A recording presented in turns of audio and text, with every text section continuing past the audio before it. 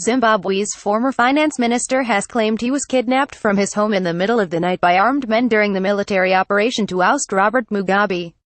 Ignatius Chombo, who was charged on Saturday with corruption including an attempt to defraud the central bank in 2004, told the court that 5 or 6 people stormed his bedroom pointing guns at him, his wife and their maid.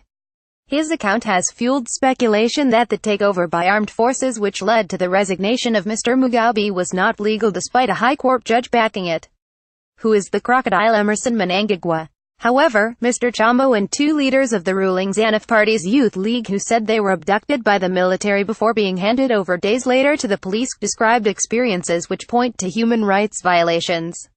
Image President Robert Mugabe and his wife Grace. The 3 men have been linked to a party faction loyal to Mr. Mugabe's wife, Grace, who is said to have been preparing to take over the presidency from her husband. "I was in the custody of armed persons who were dressed in SOLRS uniforms," said Mr. Chombo. "I don't know where I was taken to." Analysis. Huge challenges facing next leader. New Zimbabwe leader Emmerson Mnangagwa praises Robert Mugabe. In first address he said he had been blindfolded with his own t-shirt and taken out of his home through a broken window, sustaining injuries as he fell several times while barefoot. He said he was taken on an hour-long drive to a location where he spent days being interrogated and was told he had performed badly in his role as a government official and ruling party leader.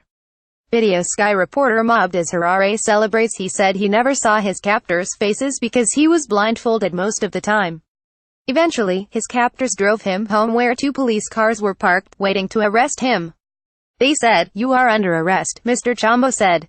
Defense lawyer Love Momadhuku said his client's constitutional rights had been violated because he was not taken to court within 48 hours of his detention. He said it was obvious Mr. Chombo was originally taken by state agents, probably the military. The police arrest, he said, was designed to provide legal cover for an illegal act. State prosecutor Edmore Nizamba said the police arrest of Mr. Chombo was lawful and that there was no evidence the armed men who previously held him belonged to the military.